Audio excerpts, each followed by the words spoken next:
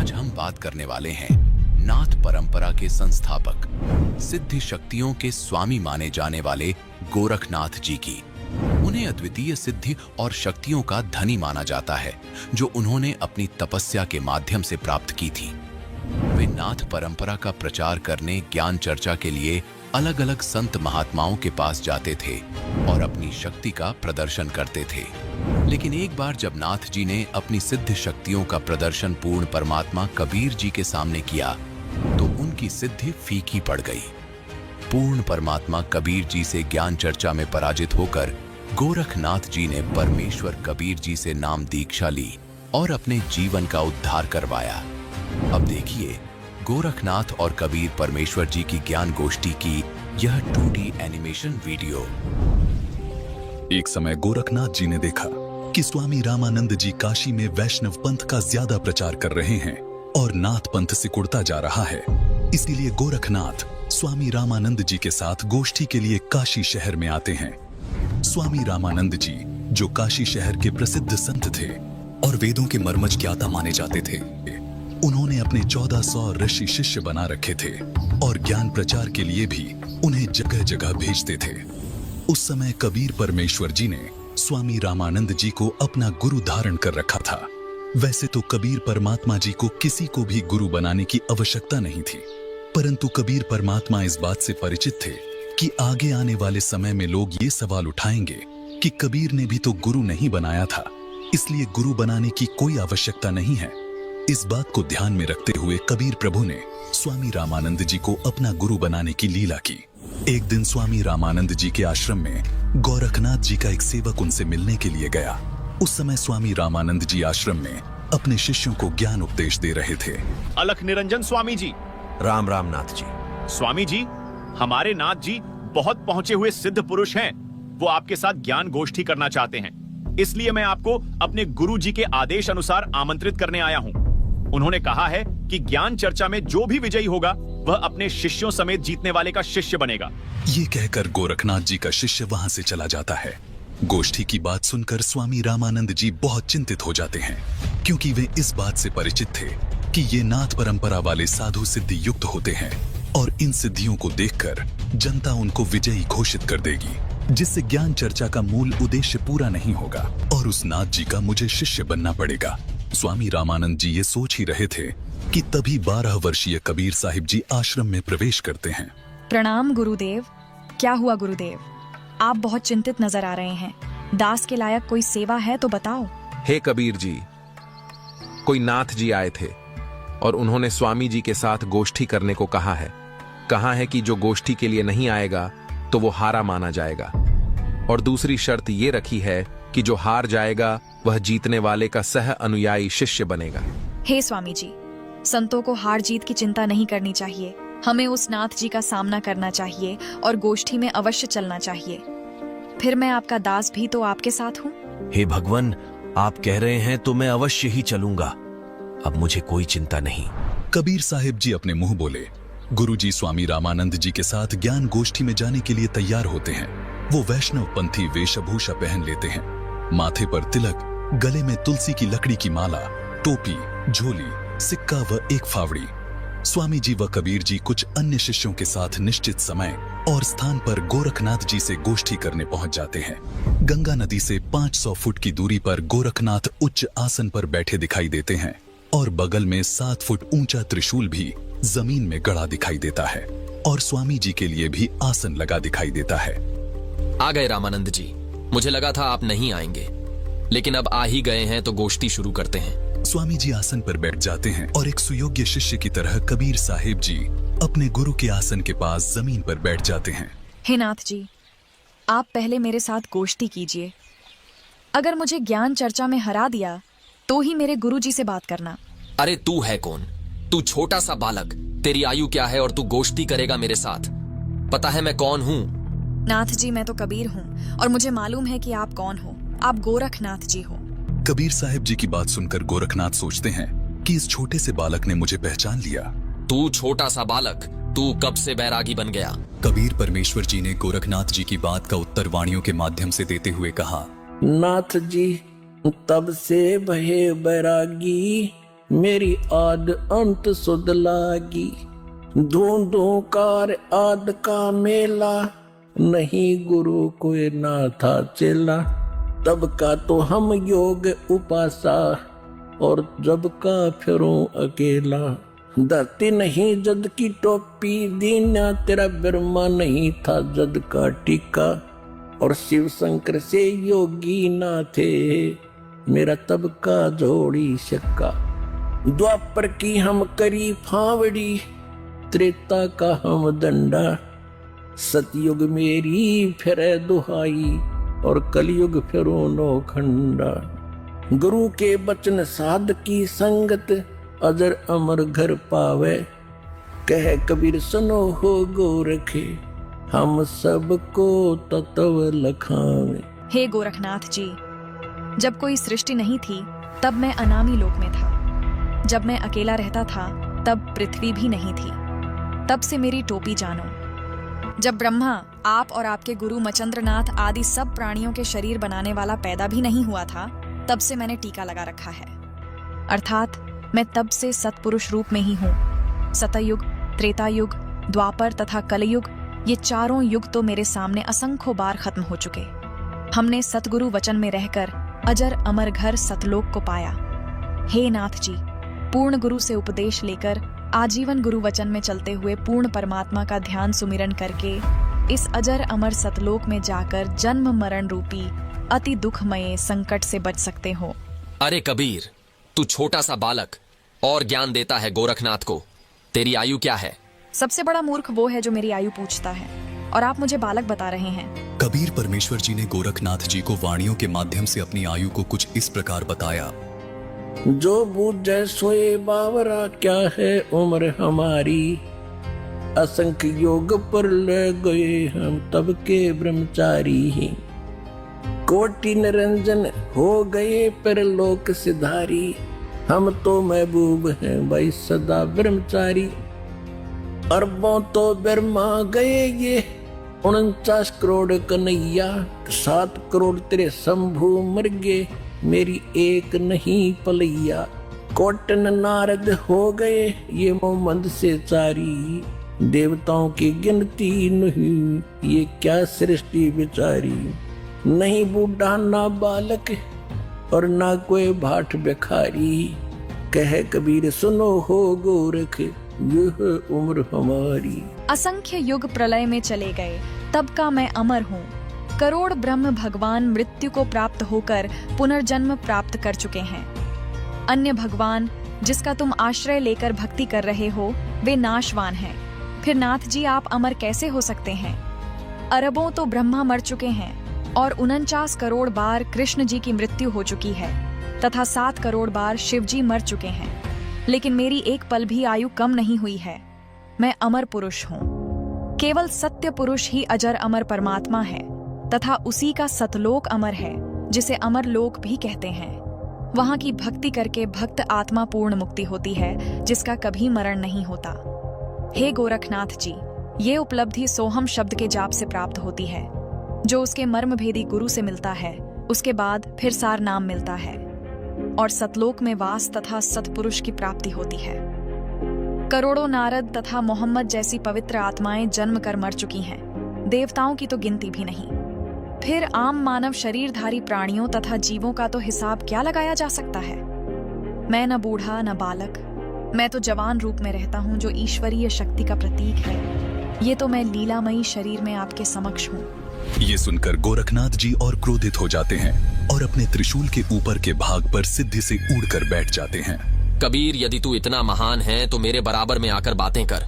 हे नाथ जी, हम ज्ञान गोष्ठी के लिए आए हैं, न कि ये नाटक करने के लिए। आप नीचे आकर ज्ञान चर्चा करो, ताकि जनता को सच्चाई का पता लग सके। तेरे पास कोई सिद्ध शक्ति नहीं है। तू और तेरा गुरु दुनिया को गुमराह कर रहे हो। आज तुम्हारी पोल खुलेगी। अगर शक्ति है तो आओ बराबर में, यहीं चर्चा करेंगे, नहीं तो हार स्वीकार कर लो। ठीक है गोरखनाथ जी।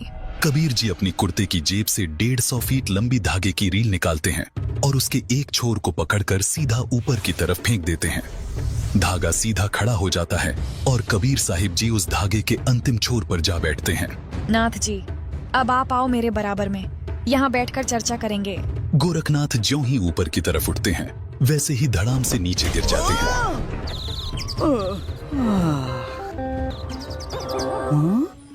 हे कबीर जी, कृपया नीचे आ जाइए और अपने दास पर दया करके अपना परिचय दीजिए। आप कौन शक्ति हैं और किस लोक से आए हैं? हे गोरखनाथ जी, मैं तो अवगत स्थान सतलोक से आया हूँ। मैं तो स्वयं शक्ति से बालक रूप बनाकर काशी में एक लहर तारा तालाब में कमल के फूल पर प्रकट हुआ, जहाँ से नीरू नीमा नामक जुलाहा दंपति मुझे अपने घर ले आए। मेरे कोई माता पिता नहीं है, न ही मेरी कोई पत्नी है, और जो उस परमात्मा का वास्तविक नाम है वही कबीर नाम मेरा है। आपका ज्योति स्वरूप, जिसे आप अलख निरंजन कहते हो, वो ब्रह्म भी मेरा ही जाप करता है। मैं सतनाम का जाप करने वाले साधक को प्राप्त होता हूँ। मेरा शरीर हाड़ चाम का बना हुआ नहीं है। मेरा मूल स्थान सतलोक है, जहाँ सतनाम के जाप के आधार से जाया जाता है। नाथ जी, आप ज्योति निरंजन के जाल में ही फंसे हुए हो। न जाने आपके कितने जन्म हो चुके हैं और कितनी बार आप 84 लाख योनियों में कष्ट उठा चुके हो। यदि आप मेरी शरण में नहीं आते तो आपकी 4 युगों की भक्ति को काल कलयुग में नष्ट कर देता है। हे कबीर जी, मुझे आपकी बात पर विश्वास हो गया है, लेकिन मैं आपकी एक परीक्षा लेना चाहता हूँ। मैं दरिया में डुबकी लगाऊंगा। यदि आप मुझे खोज लोगे तो मैं आपका शिष्य बन जाऊंगा। ठीक है गोरखनाथ जी, छुप जाओ दरिया में। ये सुनकर गोरखनाथ गंगा नदी की तरफ चल पड़ते हैं और साथ में दर्शक भी पीछे पीछे चल पड़ते हैं। गंगा के पास जाकर गोरखनाथ जी गंगा में छलांग लगाकर मछली का रूप धारण कर लेते हैं। कबीर परमात्मा भी गोरखनाथ जी के बाद गंगा दरिया में डुबकी लगा देते हैं और सैकड़ों मछलियों के बीच गोरखनाथ को पकड़कर तथा उनका असली रूप बनाकर उन्हें किनारे पर ले आते हैं। इस प्रकार गोरखनाथ जी ने कबीर साहिब जी को पूर्ण परमात्मा स्वीकार किया और उनके शिष्य बने तथा कबीर साहिब जी से भक्ति प्राप्त की। दर्शकों, यह 2D एनिमेशन वीडियो संत रामपाल जी महाराज के सत्संग प्रवचनों का अंश मात्र है। संपूर्ण आध्यात्मिक ज्ञान प्राप्त करने के लिए अवश्य सुनिए संत रामपाल जी महाराज के मंगल प्रवचन। तो दर्शकों, देखा आपने कैसे गोरखनाथ जी ने कबीर जी से नाम दीक्षा ग्रहण करके अपने जीवन को धन्य बनाया। वास्तव में कबीर साहिब जी ही पूर्ण परमात्मा हैं। अब देखिए इसी से संबंधित संत रामपाल जी महाराज के मंगल प्रवचन। अब क्या बताते हैं क्या? कबीर परमात्मा वो समर्थ परमात्मा है, परम अक्षर ब्रह्म है, और परम अक्षर ब्रह्म की जानकारी सतगुरु ही देते हैं। वो कितने समर्थ हैं कि 9 लाख नानक नाद में आदरणीय नानक साहेब जैसे महापुरुष, अच्छी आत्माएं, उनके नाद माने वचन के बच्चे हो लिए बहुत गणे दीक्षित हुए। वो भी पार करे 9 लाख नानक नाद में, और 10 लाख गोरख तीर, और लाख दत्त संगी सदा चरणों चरथ कबीर। गोरखनाथ जी को सिद्धों में सबसे ताकतवर सिद्धि वाला माना जाता रहा है। उन्होंने यहां तक चमत्कार कर दिए थे कि एक बार उनके बछंदर नाम के गुरुजी काल प्रेरणा से एक सिंगल द्वीप के राजा की मृत्यु के उपरांत उस राजा के शरीर में प्रवेश करके वहां उसकी रानी को भोगने लगा। उससे 2 पुत्र हो गए। उसके बाद किसी ने गोरखनाथ को व्यंग कर दिया, किसी दूसरे नाथ ने, कि यदि तू ताकतवर है, इसी सिद्धि वाला है, तो अपने गुरु ने बचा ले। वो बकवाद करने लग रहा वहां सिंगल द्वीप के अंदर।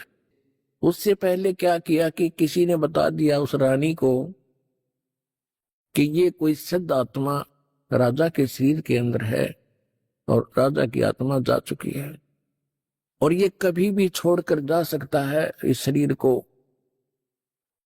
इसका शरीर मिलेगा कहीं पर किसी गुफा में, ये छोड़ कर आया है।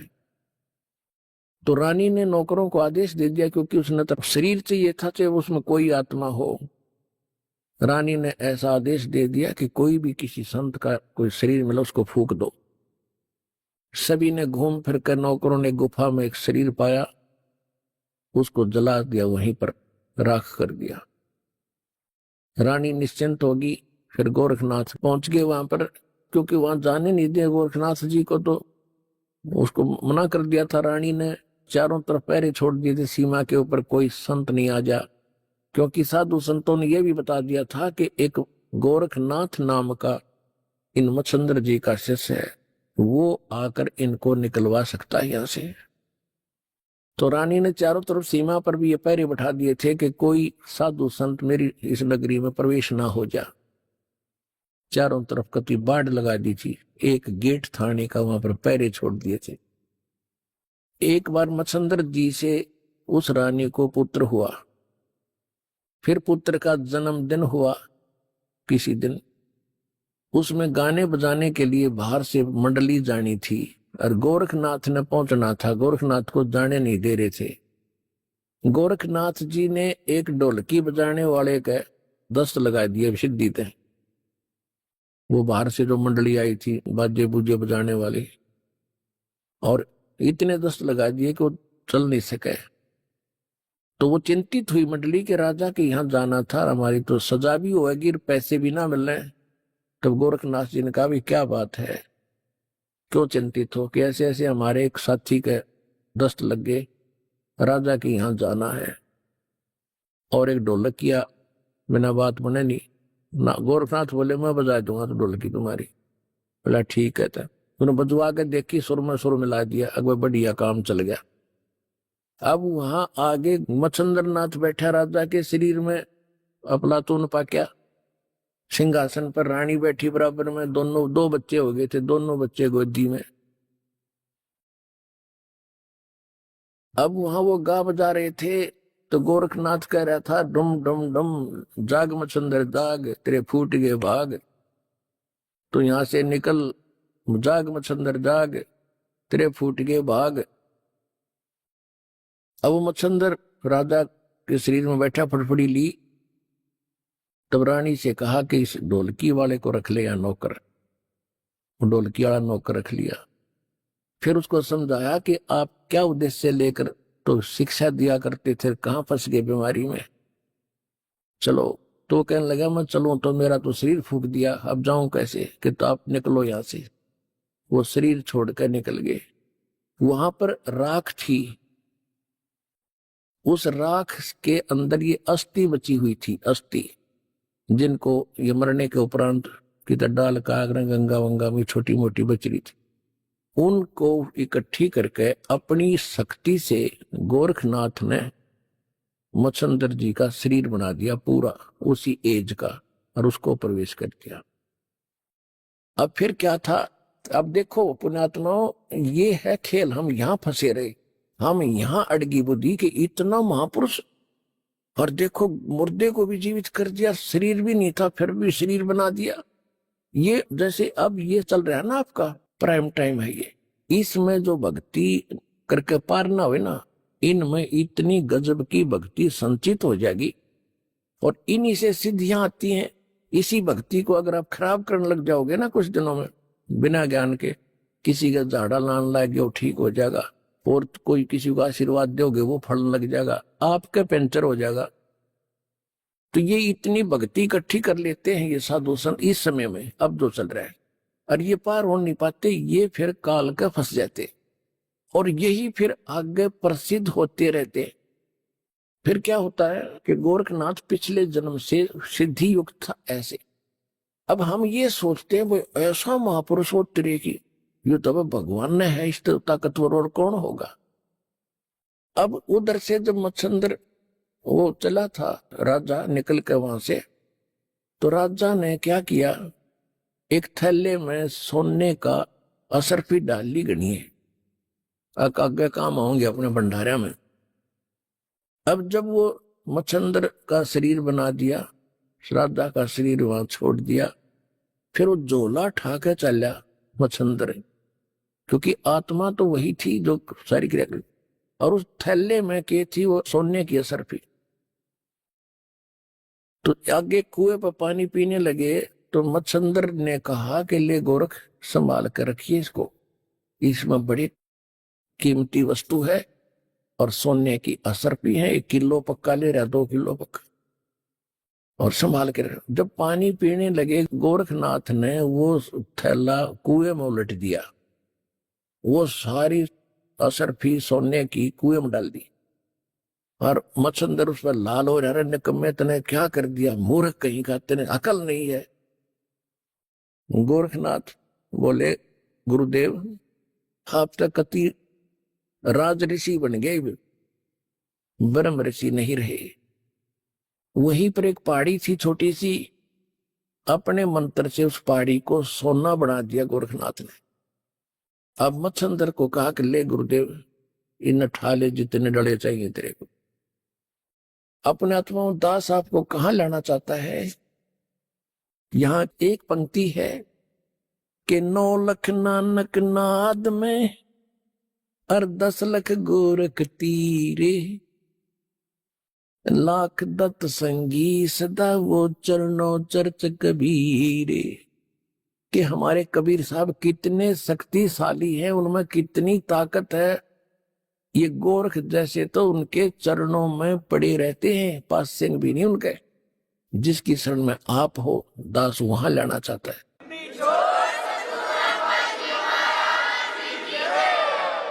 अब क्या होता है, ऐसा सिद्ध पुरुष और जिसने ऐसी करामात कर दी, लेकिन वो पिछले जन्म जन्म के पुण्य संग्रहित थे इस समय के। आपको बहुत बार सुना है, गरीबदास जी की वाणी में है कि शब्द महल में सिद्ध 24 हंस बिछोड़े विश्व बीसा। हमारे इस मंत्रों में यहाँ की तो अष्ट सिद्धि प्रसिद्ध है। हमारे ये इस मंत्र से, साधना से 24 सिद्धियां आ जाएंगी आप में, पर इनको प्रयोग ना करना। इन सिद्धियों की ताकत, सिद्धि बिना भी बात नहीं बने। सिद्धि से ही तो हमारी भक्ति रूपी जहाज चलेगा। यानी हम यहां से उस सिद्धियों से उड़कर चलेंगे, और हमने वो प्रयोग कर ली तो हमारी तो टायर की हवा निकलेगी, फिर हम कैसे उड़ेंगे, कैसे चलेंगे आगे।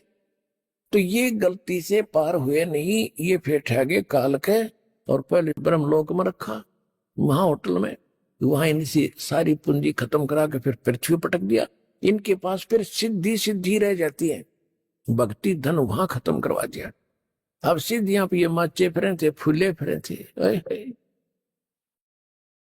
तो इस प्रकार इस ज्ञान को समझ के फिर आप आगे बढ़ोगे, इन नकलियों के उपसे भ्रमित नहीं हो पाओगे। तो फिर क्या हुआ, गोरखनाथ शरीर छोड़कर चला गया। ये क्या करते हैं कि ये मुक्त होते नहीं, ये पितरलोक में चले जाते हैं। और पितरलोक में वहां यहां से मरे हुए जो सिद्ध थे वो सारे वहां इकट्ठे हो जाते एक जगह, और ये भी वहीं चले जाते हैं। जैसे पितर दादे परदादे मर गए, वो पितर बन गए, और फिर कोई मरता है वो पितर बनकर उन्हीं के पास जाता है, क्योंकि वो उन्हीं की पूजा कर रहा होता है, उन्हीं में आस्था होती है। इसी प्रकार ये साधु संत वहां चले जाते हैं। अब क्या होता है कि काशी में जब परमात्मा आए हुए थे, कबीर परमेश्वर जी, कबीर परमेश्वर जी की आयु उसमें लगभग 10 वर्ष की थी, 10 वर्ष की आयु थी। और उधर से स्वामी रामानंद जी वैष्णव साधु थे, उनका बोलबाला बनारस में, काशी में, उस पवित्र नगरी में घना था। और जो नाथ परंपरा के थे, जो नाथ परंपरा के होते हैं शंकर जी के पुजारी, और वैष्णव परंपरा के वाले हैं विष्णु जी के पुजारी। तो नाथ परंपरा वालों का लगभग वहां सफाया सा हो गया था, लोग सभी वैष्णव धर्म को स्वीकार कर रहे थे।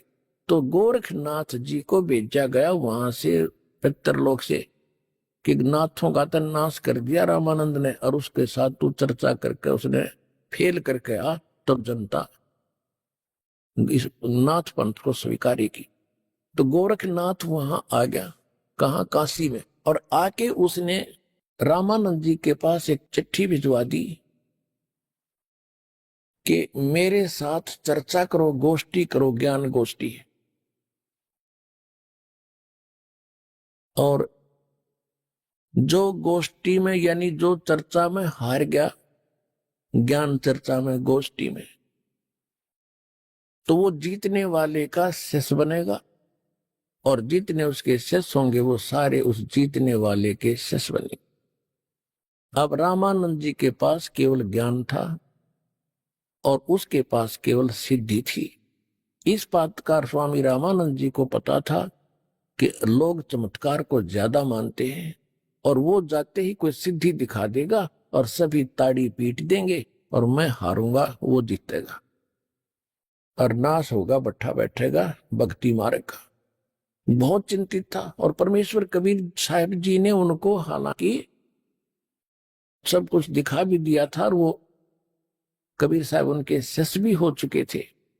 वैसे लोग दिखावा शिष्य थे, लेकिन वास्तव में वो तो परंपरा निभाने के लिए शिष्य बने थे भगवान, और रामानंद जी को गुरु मानते थे। तो रामानंद जी से परमात्मा ने पूछा, कबीर जी ने, कि हे गुरुदेव, आज कैसे टेंशन ले रहे हो आप कुछ चेहरा उतरा हुआ लगता है, क्या समस्या आ गई, अपनी कोई संगत में दिक्कत आ गई है, क्या बात है? अब रामानंद जी ने बताया कि गोरखनाथ एक सिद्ध पुरुष आया है। उन्हें गोरखनाथ का नहीं पता था कि गोरखनाथ है, वो तो परमात्मा ने बताया कि तो गोरखनाथ है। मालिक ने पहचाना उसको कि एक नाथ आया है और सिद्धि में बड़ा पहुंचा हुआ बताते हैं, और ऐसे ऐसे शर्त रखी है और वो सिद्धि दिखा देगा, लोग ताड़ी पीट देंगे, मैं हारूंगा, वो जीतेगा, वैष्णव पंथ का नाश होगा। अब कबीर साहब ने कहा, देखो गुरुदेव, वो भी संत हैं, आप भी संत हैं, हम आपके साथ चलेंगे, कोई बात नहीं, हार जीत तो होती ही है, देखते हैं उनको क्या कुछ ज्ञान गोष्ठी होती है। रामानंद जी को भी बुद्धि बदली परमात्मा ने हिम्मत दी, वो जान गए अगर जब कबीर साहब कह रहे हैं तो ये कोई बात नहीं, चिंता का विषय नहीं। कहने लगे ठीक है बच्चा, चलो। अब उस दिन अन्य जो शिष्य थे रामानंद जी के, उन्होंने अपना वैष्णव वाला वेशभूषा नहीं तैयार करी। वो क्या करते हैं, एक गले के अंदर एक तुलसी की एक मणिये की कंठी बोल रहे हैं, उसने एक कमन का होता उसमें तुलसी का मोटा सा, उसको कहते हैं वैष्णव परंपरा से दीक्षित की पहचान होती है। और एक लंबा सा तिलक लगाते यहां से यहां तक, इस तरह एक फावड़ी लेते हाथ में, एक ऐसे, यानी वो एक झोली लेते हैं, झोली, ये उनका एक वेशभूषा होती है। और तक किसी ने बनाई नहीं, हारा तक और ये हमने जबरदस्ती वहां बनाओगे फिर, इसलिए हम अपनी पहचान दिखाते को नहीं। उस दिन कबीर साहब सारा वो वैष्णव परंपरा वाले सारे श्रृंगार करके गए और गोरखनाथ जी को भिजवा दिया गया, ठीक है भाई, आपकी गोष्ठी का निमंत्रण हम स्वीकार करते हैं। उस स्थान पर पहुंच गए जहां वो स्थान निहित कर रखा था। रामानंद जी का आसन अलग लगा रखा था, गोरखनाथ जी का आसन अलग लगा कर रखा था। गोरखनाथ जी साथ में एक अपना त्रिशूल रखते थे, 8-9 फुट लंबा, और ऊपर 3 उसके ऐसे सिरे से होते थे, त्रिशूल ऐसा होता, लोहे का डंडा सा होता था, और वो नीचे से भाला टाइप होता था, उसको जमीन में गाड़ के वहां रखा, खड़ा कर रखा था, और स्वयं आसन पर अलग से बैठे थे। उधर से रामानंद जी का आसन ऊंचा था। कबीर साहब अपने गुरुदेव के चरणों में बैठ के नीचे, जैसे एक सुयोग शिष्य ने भूमिका करनी चाहिए, ऐसी कर रहे थे। अब गोरखनाथ जी ने जब रामानंद जी से कहा कि मेरे साथ प्रश्न उत्तरी कीजिए, तब परमेश्वर कबीर जी खड़े हुए, वो बालक छोटे से, और कहा कि गोरखनाथ जी, मैं स्वामी रामानंद जी का शिष्य हूं, और मेरे गुरु जी से चर्चा करने से पहले तुम मेरे से बात कर, मेरे से निमट। गुरु जी तब बहुत बड़ी बात होती है, मेरे से कर बात। अब गोरखनाथ जी ने कहा कि तू कब से वैष्णव बन गया, कल का बालक है, 5-10 वर्ष का बालक है तू, और गोष्ठी करेगा गोरखनाथ के साथ, तो कब का, तेरी उम्र भी क्या है। अब थोड़ी सी वाणी सुनाते हैं आपको, फिर उसके बाद कथा सुनाएंगे।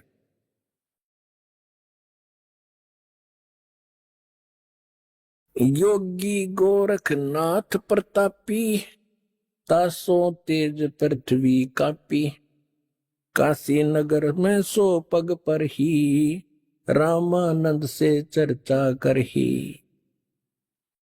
चर्चा में गोरख जय पावे कंठी तोड़े तलक छुड़ावे। सत्य कबीर से जो भयहू ये वृंतांत सो सुन ले हूँ। गोरखनाथ के डर के मारे वैष्णो नहीं बेक संवारे। तब कबीर आज्ञा अनुसारा वैष्णो सकल स्वरूप संवारा। अब गोरखनाथ जी के पास रामानंद को खबर पठाई, चर्चा करो मेरे संग आई। रामानंद की पहली पौड़ी संत कबीर बैठे तिस ठौरी। कहे कबीर सुन गोरखनाथा चर्चा करो हमारे साथा।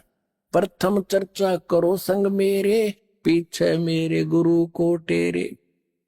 बालक रूप कबीर निहारी तब ये वचन उचारी। यानी कबीर परमात्मा को बालक रूप में देखकर गोरखनाथ जी क्या बोले। कब के बहे बैरागी कबीर जी, कब के बहे बैरागी। कि तुम कब से बैरागी बन गया, वैष्णो कब से बन गया, तू काल का बालक।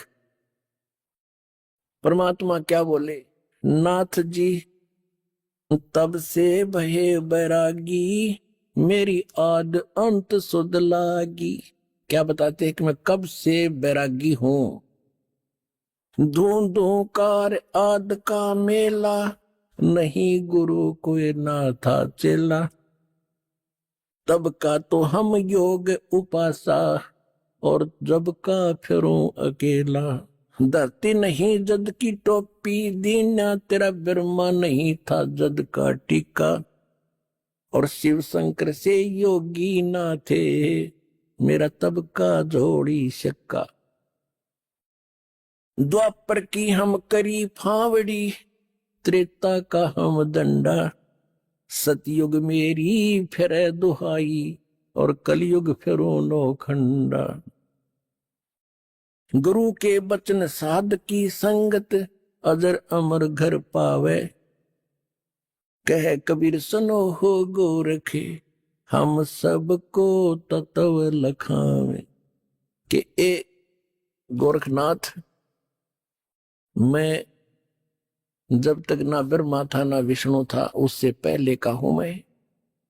इस बात को सुनकर गोरखनाथ जी ने क्या पूछा, अरे क्यों बात बना रहा है तू भक्त, तेरी उम्र क्या है। अब क्या बताते हैं परमात्मा, जो बूझे सोए बावरा क्या है उम्र हमारी। असंख्य योग पर ले गए हम तब के ब्रह्मचारी। कोटि निरंजन हो गए पर लोक सिधारी। हम तो महबूब हैं भाई सदा ब्रह्मचारी। अरबों तो ब्रह्मा गए ये 49 करोड़ कन्हैया। 7 करोड़ तेरे शंभू मर गए मेरी एक नहीं पलैया। ओए होए कहते हैं करोड़ों निरंजन मर गए, अलख निरंजन 21 ब्रह्मांड के स्वामी। और कहते हैं अरबों तो ये ब्रह्मा मर गए और 49 करोड़ विष्णु ये तेरे कन्हैया। और 7 करोड़ तेरे शंभू मर गए मेरी एक नहीं पलैया। अब शंकर जी का पुजारी नाथ जी थे और जब ये कहा कि तेरे शंभू भी मर लिए 7 करोड़ और मेरी एक भी पल आयु की नहीं घटी है, अर्थात मैं अविनाशी हूं। कोटन नारद हो गए ये मोहम्मद से चारी। देवताओं की गिनती नहीं ये क्या सृष्टि विचारी। नहीं बूढ़ा ना बालक और ना कोई भाट भिखारी। कह कबीर सुनो हो गोरख यह उम्र हमारी।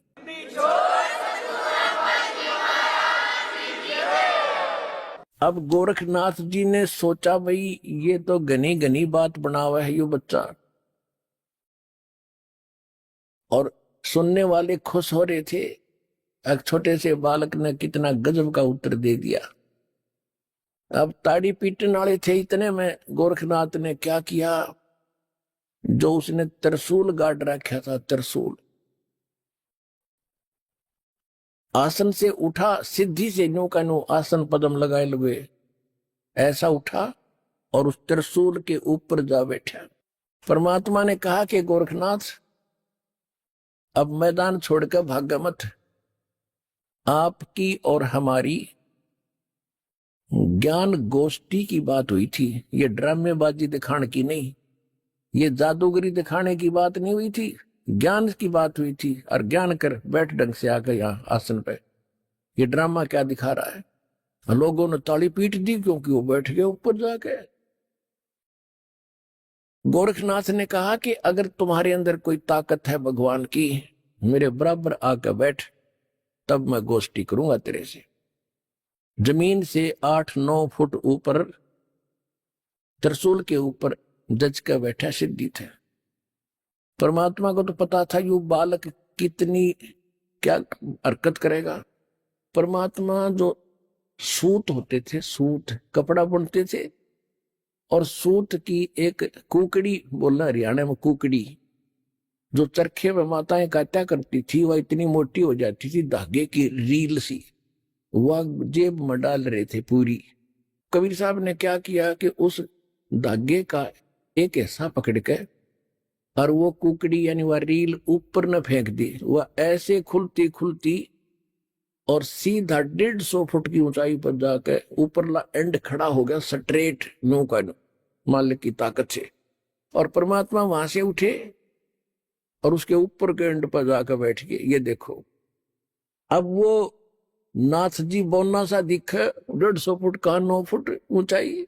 कबीर साहब ने कहा कि ले नाथ जी, अगर बराबर बैठ के ही चर्चा करनी है तो आजा बेटा यहां हमारे बराबर में। अब देखो, ऐसी बात नहीं है कि गोरखनाथ तो आकाश में उड़ सकता था, लेकिन एक तो चुंबक होता है, परमात्मा तो सिद्धियों के भंडार हैं। और सिद्धि क्या, जैसे यह घड़ी है, यह सिद्ध कर दी मैकेनिक ने, और यह चल रही है सुइयां, और इसको चुंबक के सामने कर दो, वहीं स्थिर हो जाएंगी, चल नहीं सकती। तो वो सिद्धियां परमात्मा ने पहले उसकी सिद्धि फेल करी। अब गोरखनाथ जी ने सोचा ऊपर न उठो, थोड़ा सा उठा और धड़ाम दे से नीचे आके गिरा। भाई की डुड्डी और डिग्गी होती।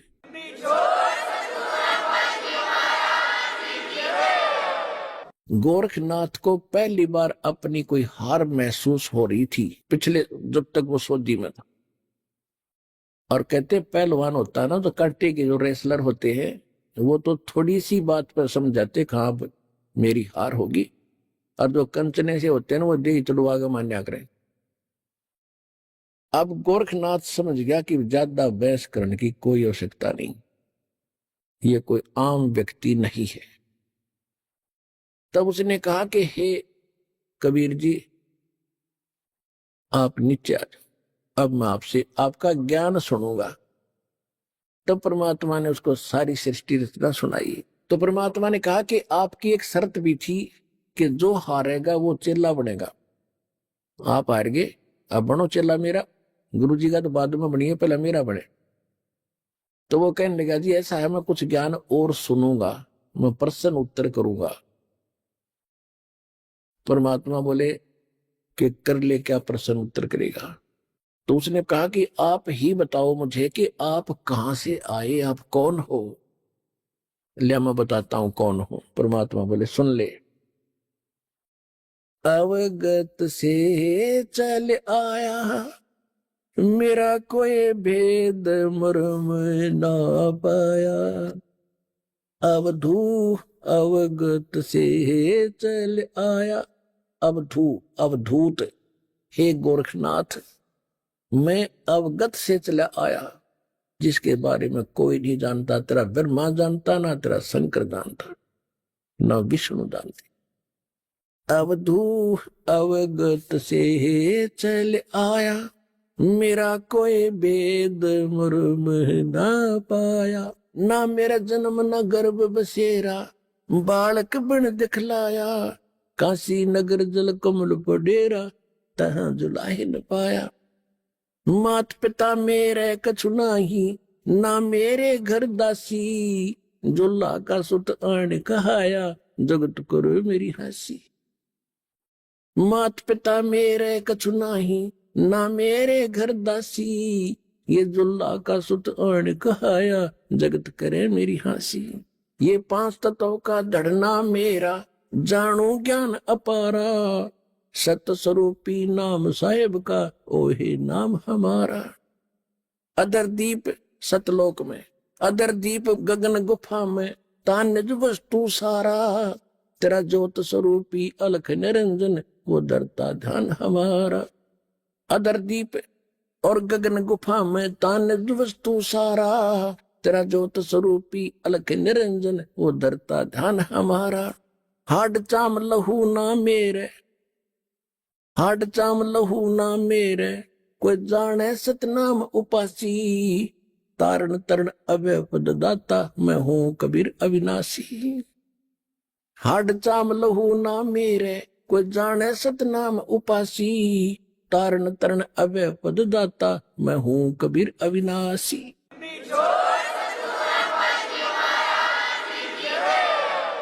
अपने आत्माओं सूक्ष्म वेद में फिर गरीबदास जी ने बताया है कि गोरखनाथ सिद्धि में भूला, यथार्थ मार्ग को छोड़कर सिद्धि में भूल गया मार्ग को। गोरखनाथ सिद्धि में भूला और टूने टामण हांडे फूला, ये मुर्दे तक को जीवित कर दे, पहाड़ को सोना बना दिया। इनको तो गरीबदास जी कहते वो मूर्ख टूने टामण करता फिरता था, उसको क्या मिला जीवन में? महिमा तो होगी पर मोक्ष रह गया। मन तो सुख के सागर बस रे भाई, और ना ऐसा यस रे भाई, तो सुख के सागर बस रे भाई, और ना ऐसा यस रे। देखो इसको कहते तत्व ज्ञान, इसको कहते सूक्ष्म वेद। अब हम एक ही बात को सुनकर उसकी महिमा गाते रहते थे, उसी के गुण गाते रहते थे, हमें पता नहीं था इतनी जबरदस्त सिद्धियां दिखाने वाला व्यक्ति और कति जीरो था, -0 था अध्यात्म मार्ग में। आप गोरखनाथ कहते हैं गोरखनाथ सिद्धि में बुल्या और टूने टामण हांडे फुल्या, और जंतर मंत्र जोग निभाई और काल चक्कर जम जोरा खाई, तुम हो जम की फर्दी माही। गोरखनाथ को कबीर साहब ने कहा कि तू तो काल की फर्द में चढ़ रहा है। फर्द, फर्द कौन सा हो जो परमानेंट आपकी जमीन हो जाती है ना, आपकी फर्द में आ जाती है, तो आपका नाम होगी वह पक्की। तो परमात्मा ने कहा कि तू तो काल की फर्द में चढ़ रहा है काल का फिर गधा बनेगा अगले जन्म में। ये तो सिद्ध पाक क्या महिमा होगी तेरी। सिद्ध नहीं ये गधे हैं जो जाने नहीं सतनामा। कहते जिनके पास सतनाम नहीं वो आज भी गधे हैं, वो सिद्ध नहीं है, हम उसको सिद्ध पुरुष कहते। तो गोरखनाथ जी ने जब ये ज्ञान सुना, उसने सोचा भी इसको फालतू छेड़ने की जरूरत नहीं है, ज्ञान में यू तुझे कतई नहीं जानते। सिद्धि में भी उसके जचगी, फिर उसका फिर भ्रम रह गया थोड़ा सा। कहने लगा जी एक बार गंगा के किनारे चलो। अब चल भाई क्या रह गया, एक और मैं कुछ लीला करता हूं, आप मुझे उसमें पराजित कर देना, मैं आपका शिष्य बन जाऊंगा। परमात्मा बोले चल। गोरखनाथ जी गंगा के अंदर छलांग लगा गए और एक मछली का रूप धारण कर लिया, और घनी मछली वहां पर। तो उसने कहा था कि मैं इसमें छलांग लगाऊंगा और मुझे आप खोज देना दरिया से, फिर मैं आपको गुरु बना लूंगा। अब गोरखनाथ जी ने छलांग लगाई, मछली रूप बना लिया। परमात्मा ने छलांग लगाई, वह मछली पकड़ कर टीटवी बाहर लिया और बाहर काट के गोरखनाथ बना दिया।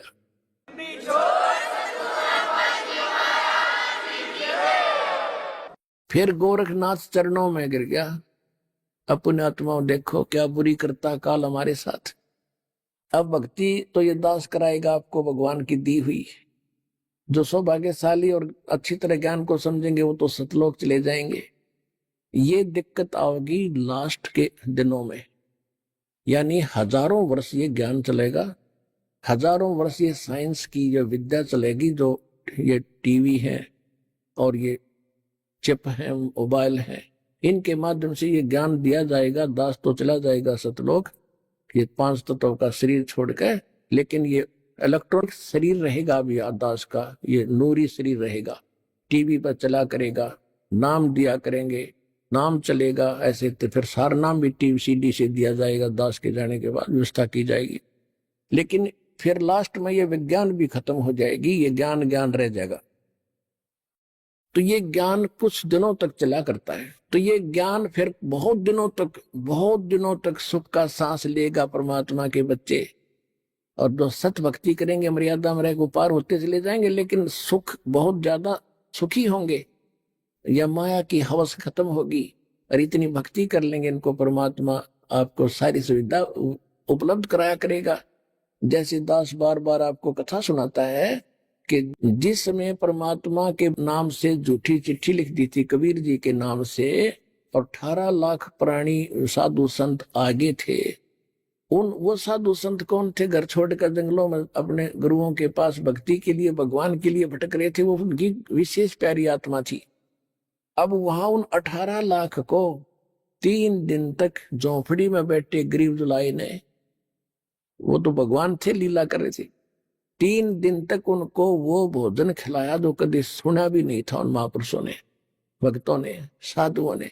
और सोना की मोहर दी और दोहर दी, और छक्के हलवा पूड़ी कचौड़ी जलेबी छक छक खावा, छा बखावा, दिन में भूखे मरे थे, निरे भुगड़े खानिए थे होते। तो उनके लिए जब ये लीला कर दी, पृथ्वी का को माल भी नहीं था, सतलोक से ला दिया जाता ने। तो आने वाले समय में जैसे जनसंख्या बढ़ रही है, 100 वर्ष के बाद क्या खाएंगे ये, अगर ये माहौल नहीं बदलाते? फिर भगवान व्यवस्था करेगा। आपके घर में 2 दाने होंगे, तड़के भरा पाओगा मटका, पिप्पा भरा पाओगा आटेगा, इस तरह कर देगा दाता आपके लिए। लेकिन भक्ति करवाने के लिए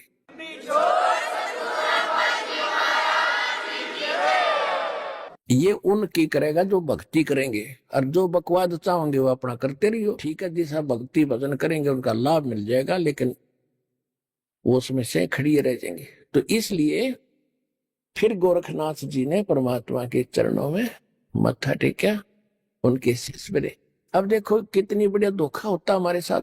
अब जो इस भक्ति को करके और पार हुए नहीं, देख कितना बड़ा बखेड़ा होगा उनकी जान में। कोई तो जाएगा, जैसे पूरी साधना करते हो आप, प्रथम मंत्र में गणेश जी का, विष्णु जी, लक्ष्मी का, ब्रह्मा जी, सावित्री जी का, शंकर भगवान, पार्वती का, दुर्गा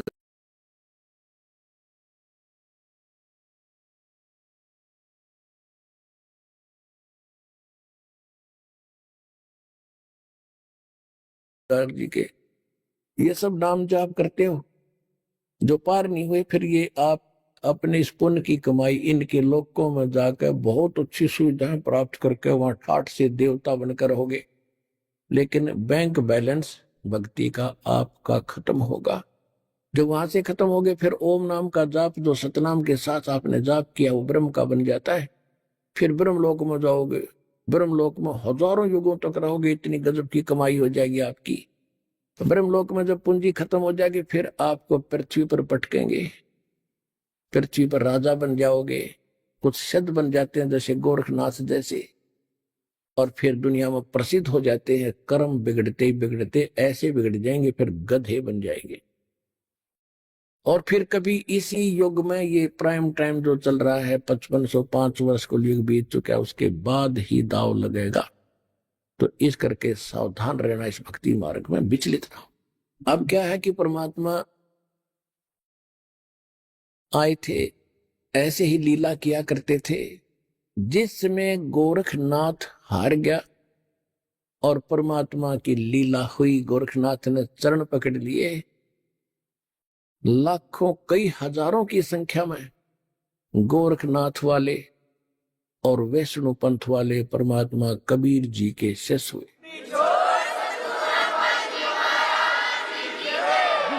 मुर्दे तक को जिंदा करने का दावा करने वाले ये शख्स हैं लाल सिंह जी, जो कि अपने क्षेत्र में सबसे बड़े तांत्रिक होने का दावा भी करते हैं। दूर दराज से आए लोगों को झाड़ फूक करके उनके जीवन को आबाद करने वाले लाल सिंह जी के जीवन की एक घटना ने उनकी सारी तांत्रिक क्रियाओं की ऐसी परीक्षा ली कि लाल सिंह जी ने अपने शरीर के लहू तक को माता की भेंट चढ़ाना पड़ा।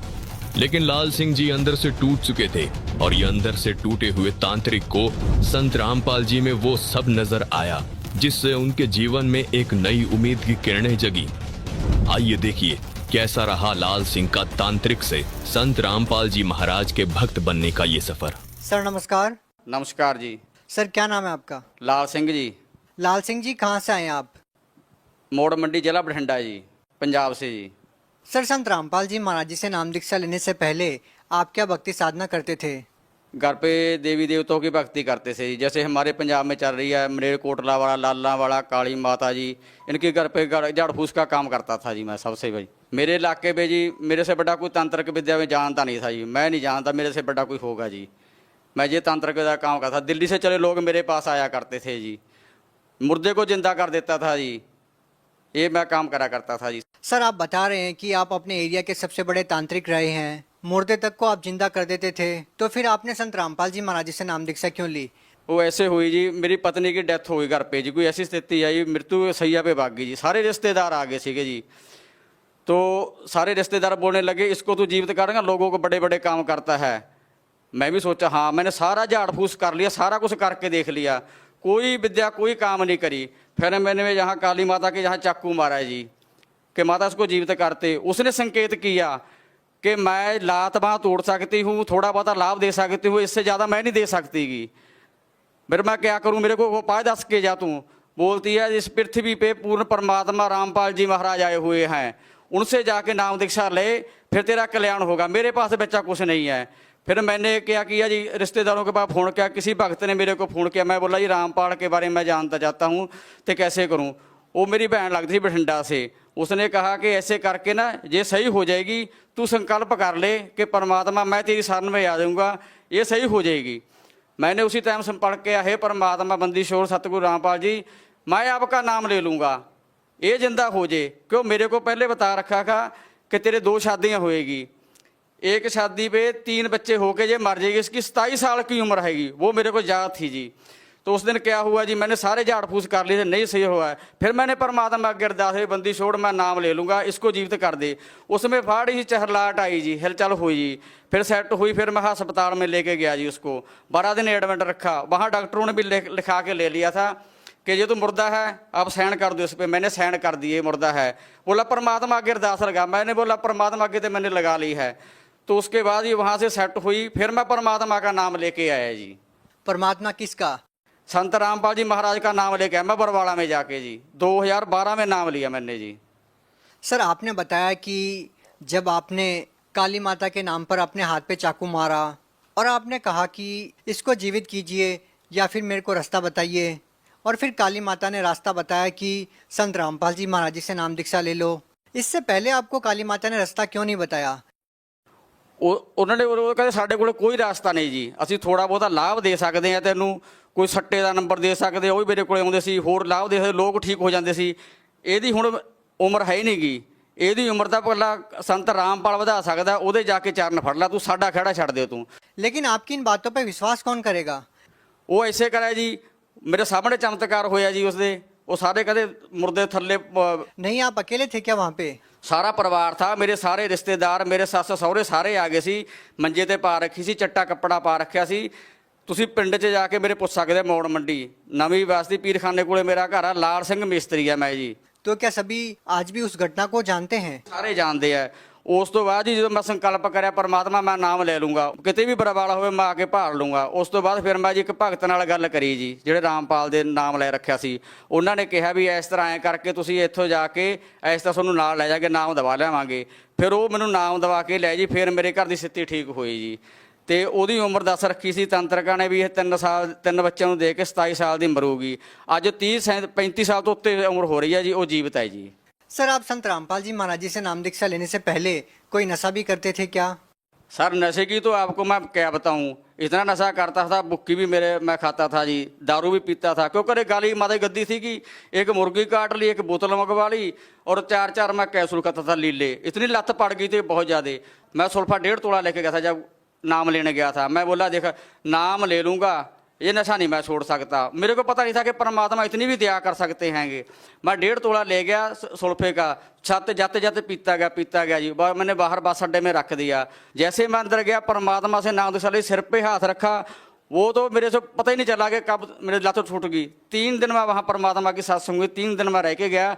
बाद में मेरे को लोड नहीं पड़ी। और जितना मेरा पोटा पड़ा था घर पे, लीले कैप्सूल और बुक्की और दारू और बंडल, वो जैसे मैंने नाम लेके आया, मैं बाहर आके ना उसको पीना तो दूर, मैंने हाथ भी नहीं लगाया। मैं डंडे से बाहर करके ना मिट्टी का तेल पा के फूका उनको घर पे आके। सर अब आपको कितना समय हो गया नशा नहीं किया आपने?